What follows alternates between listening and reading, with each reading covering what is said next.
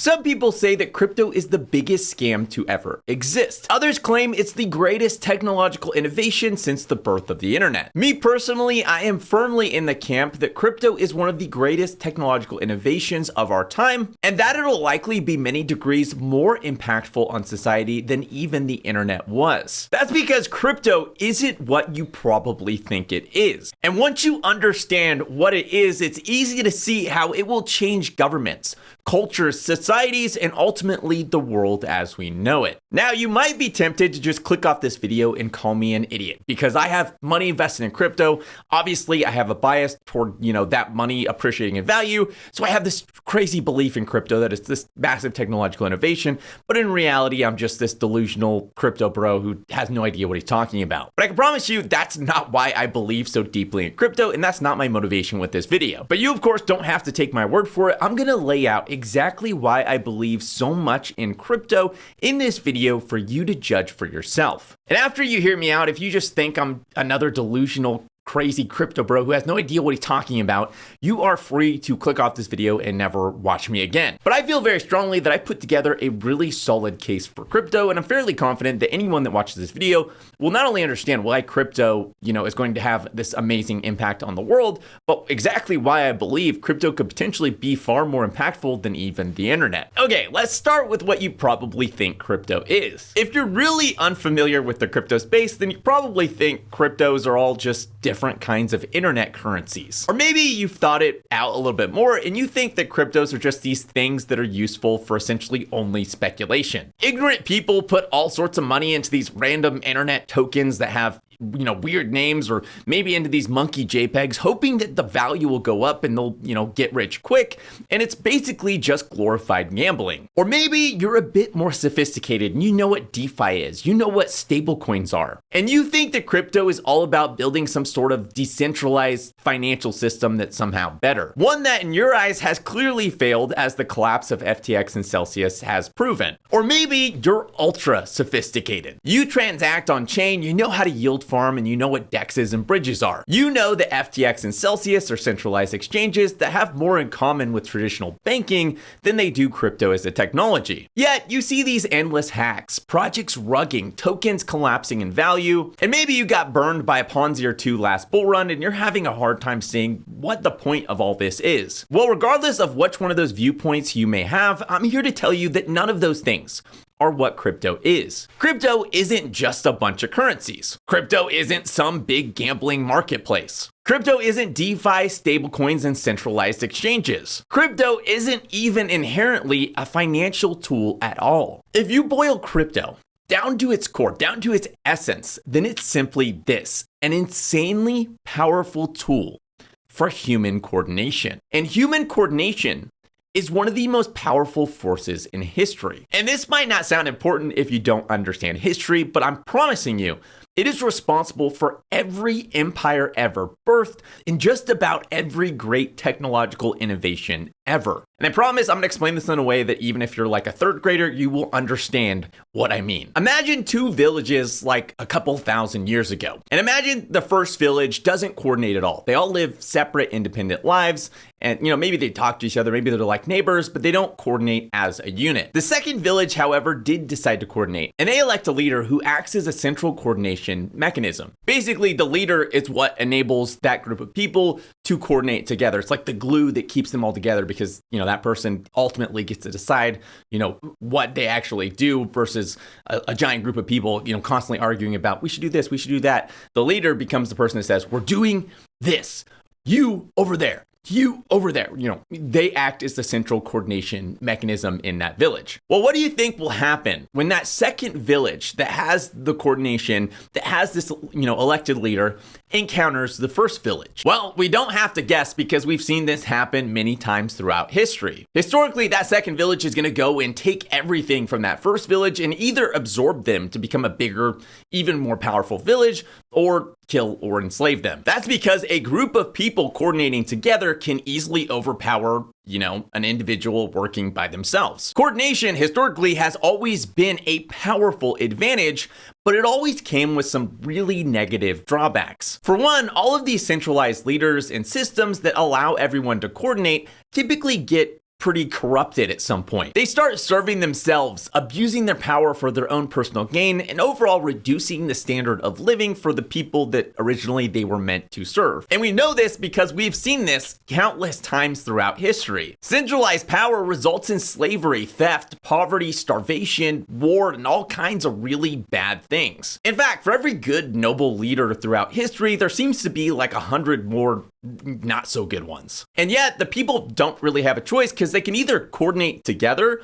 or suffer the consequences of being conquered by another group who does coordinate together. So to summarize, people who learned to coordinate together early had a massive advantage over the people that couldn't coordinate together.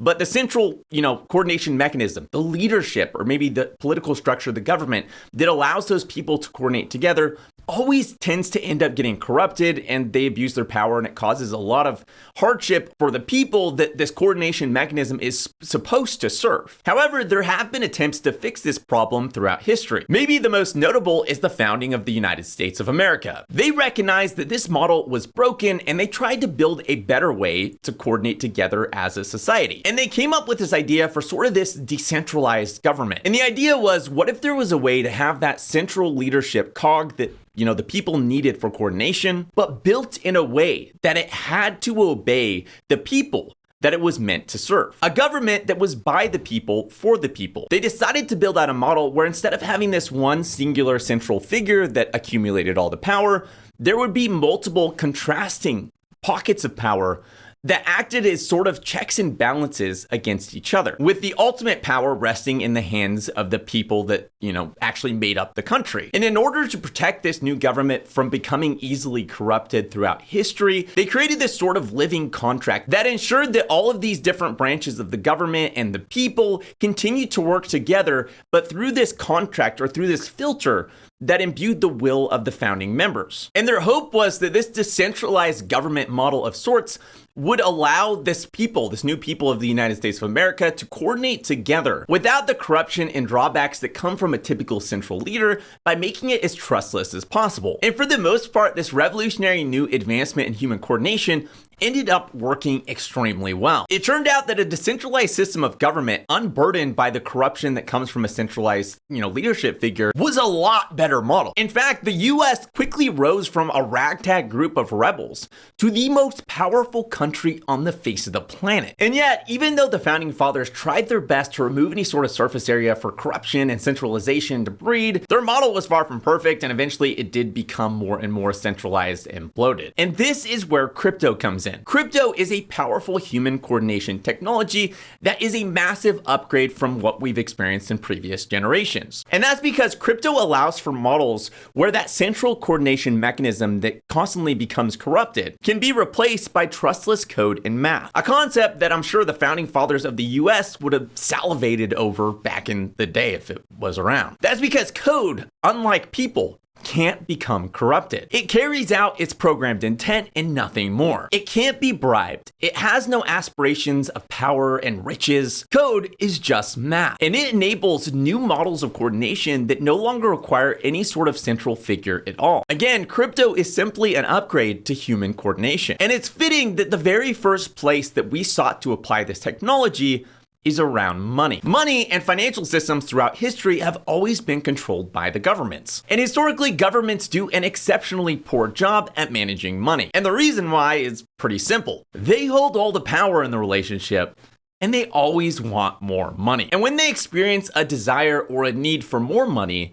they typically like to take it from the people they're meant to serve. And that's because that's usually the easiest way for them to get money. And they might do that partially through normal taxes or income taxes. But what most people don't know is there's actually another much more hidden, much easier way for them to take all of your money. And that's through the debasement of the currency, aka printing more money. You see, governments seem to have some sort of spending problem. They tax as much as they can, but when that's not enough, they decide to just print more money. And when they decide to go print more money, it makes it so that the money you have in your bank has less spending power. The net result of all of this is you can afford less and less with the same amount of money. This is why a nickel used to buy you a hamburger, and today that same hamburger is like $5. This is also why your grandparents, when you go to the movie, will complain and be like, can't believe movie tickets, $10. I remember when it used to be 10 cents when I was a kid.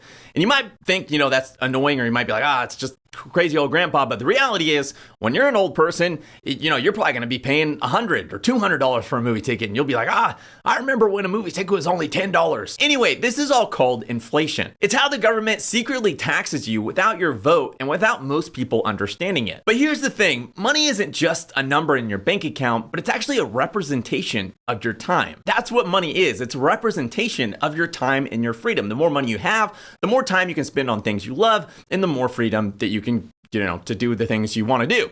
The less money you have, the less time you can spend on things you love and with the people you love and with your friends, etc.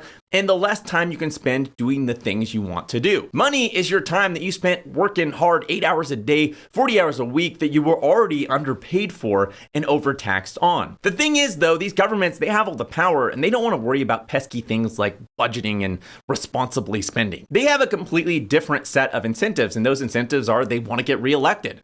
And they want to line the pockets of the people that contributed hefty donations to their campaign and that will probably employ them after they, go out of office and retire. And when they have a literal money printer that they can use, well, they just go print more money, stealing your spending power and stealing your time. The net result is that your life as an average person ends up becoming political fodder for them to go live these lives of luxuries and have fun with their friends. And I don't know about you, but to me, that doesn't really seem like a fair system. And it doesn't seem like a very good idea to me to have things as important as financial systems in the hands of people who are easily corrupted. But think about it. This is actually a really difficult problem. What do you do if the government doesn't control the money? Then who's responsible for printing and controlling the money? I mean, I guess you could have like a company like Amazon is responsible for printing and controlling the money, but to me that kind of seems like you'd have more of the same really bad things happen, or you could have maybe a bank responsible for printing and controlling the money. But again, obviously they could easily be corrupted and you're stuck in the same exact scenario. So up until modern history, there just literally hasn't been a way to separate government from money.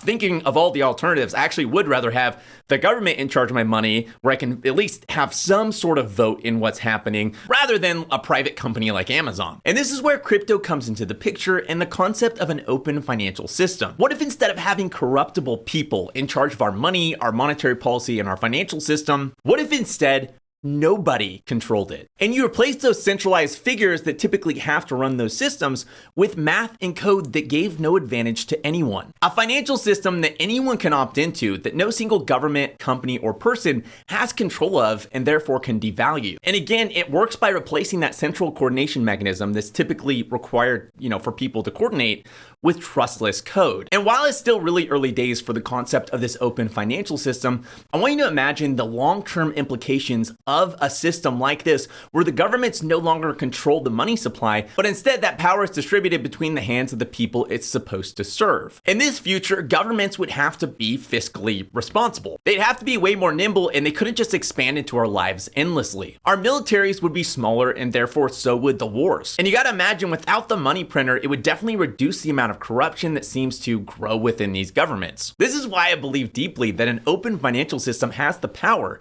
to radically change the world. Now, I know you're thinking, and that's that there's no way that the governments are going to allow this to happen. And you're definitely right. There's no way that governments are going to want this to happen. But nevertheless, at this point, they can't stop it. That's the power of decentralization. Something that's truly decentralized can't be attacked. There is no door to knock down. There is no company to send a letter to. There is no address to raid. How can you attack something that exists everywhere? It's open source, global, and built on permissionlessly, and it's rapidly getting better. In fact, you only need to look at DMV to see how good the government is at innovation. Think about if the government decided back in the 1950s that no one could make phones. It was government technology, and only governments were allowed to make phones. No private company was allowed to innovate when it came to a phone. What do you think today phones would look like? Do you think they would look like iPhones and, we'd have all these smartphones and all this cool stuff? Probably not. Probably phones would look exactly like they looked back in the 1950s today. There'd probably be next to zero innovation when it came to phones. So how long do you really think it's going to take for the open market to build a far superior financial system? I would think not long at all. And obviously the world powers who control the current system and massively benefit from it, Even if they see a, massively superior financial system, they're not going to use it. But the people that might use it would be smaller countries that are completely unstable, that want to plug into a superior financial system to provide stability for their country. And with all of their commerce and all of their country built on this superior financial system, shouldn't that cause more economic growth? And imagine with more economic growth, that would attract more talented individuals to the country, and it would become this flywheel effect where they would see a lot of prosperity that maybe other countries wouldn't be seeing.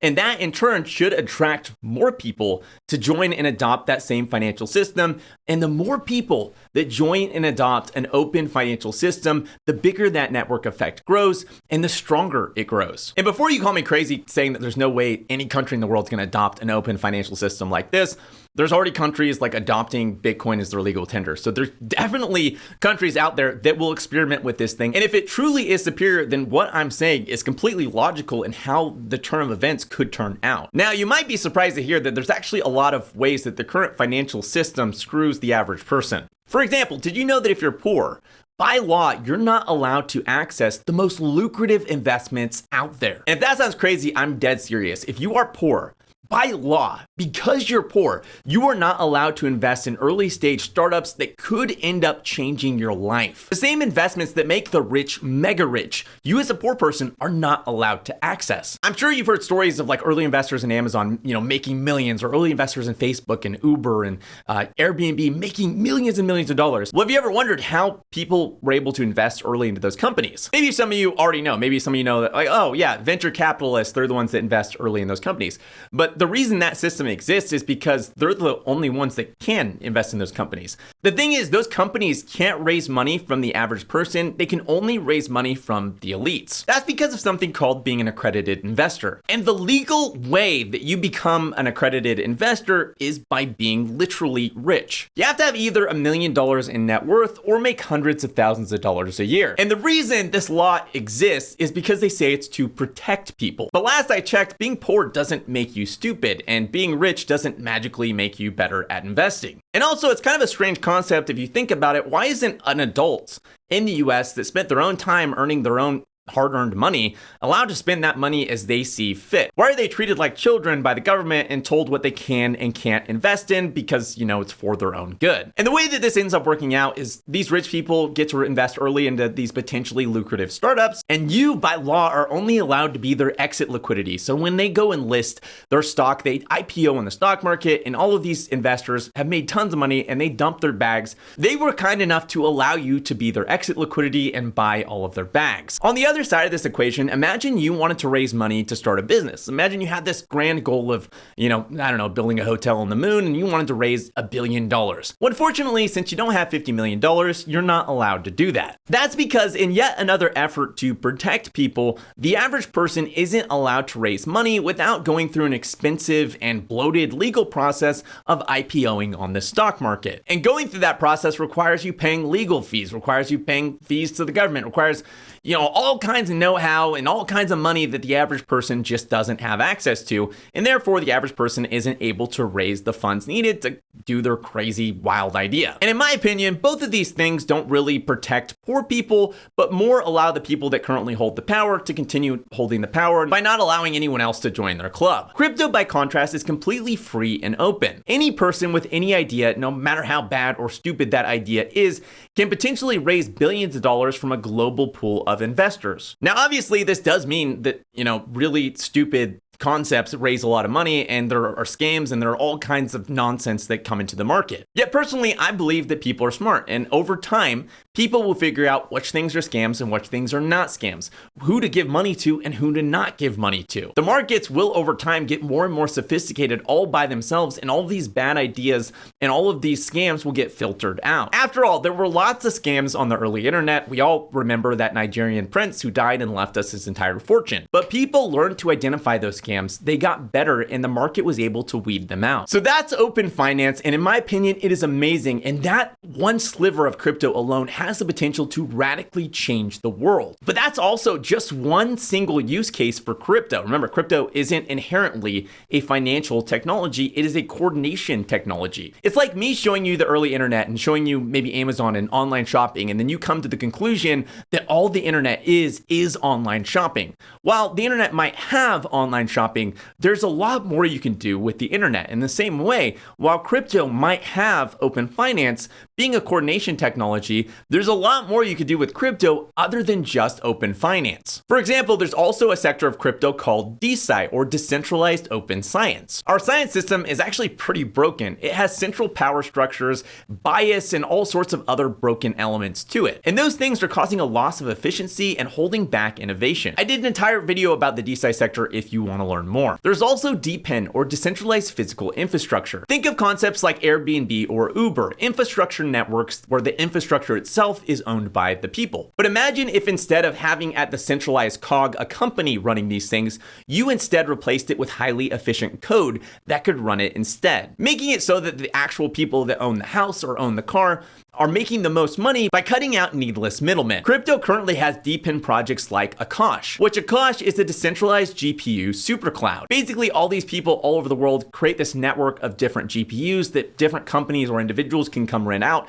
to use for things like creating AI, etc. There's projects like Helium, which are building a decentralized 5G network. Currently, Helium has a live phone plan in Miami where you get unlimited data, unlimited calling for only $5 a month. I did a full video on DePIN as well if you want to check it out. Then there's GameFi, which is wildly underappreciated. GameFi enables entire economies to form around things called digital artifacts. Ask yourself, why is the Mona Lisa worth $500 million? If you think about it, the Mona Lisa is just canvas and paint. And you can get canvas and paint for like $20 at the store. Maybe you think that the Mona Lisa is so valuable because of the look of the art. Yet, I can go on Amazon and get an exact print of the Mona Lisa for around $50. So if it isn't anything physical about the art that makes it worth $500 million, what is it? The reason that the Mona Lisa is worth $500 million when physically it should be worth a lot less is because of the history attached to that exact object. That Mona Lisa is the real and genuine Mona Lisa. It's the exact one that was painted by Leonardo da Vinci. It has a history and a story attached to it. However, if you think about online, on the internet, in the digital space, there are no such things as artifacts. Up until current times in history, there's never been a thing you could own online that could accrue some sort of history over time. That is, until crypto and NFTs. NFTs in their current form are widely misunderstood and far from where I believe they'll eventually go. All you really need to know about NFTs is that they are these digital artifacts. They are objects. They can have a history and accrue stories around them. And those stories and that history gives that artifact enhanced value. Again, I have an entire video about GameFi if you want to check it out. And there's so much more to crypto, from AI to social media to education, government, and even digital identity and authentication. There's a world of progress happening behind the scenes, and this video really only scratches the surface. And going back to the open finance idea, I think a lot of people would be surprised that we're a lot further along than most people realize. We already have decentralized exchanges that have processed over $1 trillion in transactions. Ethereum as a protocol was able to generate over $400 million in revenue during the depths of the bear market over the last year. And on-chain activity, or people using this open finance network and people developing on this open finance network, is constantly growing year over year. The revolution is quietly growing in the background. Most people just don't know it yet. That's it. If this video was helpful, make sure to like and share. This video was meant to be shared to explain to people what crypto is and why it's important. I literally made this video because I have so many conversations with people that I know, and I want them to understand why I'm so passionate about the crypto space. So I decided to put up my entire thesis for why I love the crypto space into this video. I'm sending it to a couple of my friends and family members, and I hope you send it to some people too, to get more people understanding why this space is so amazing. If you have anything to add or anything you want to say, let me know in the comments. And if you want to see more videos like this, make sure to hit the subscribe button and the little bell next to it to be notified each time I release a video. Thanks for watching, and I'll see you next week.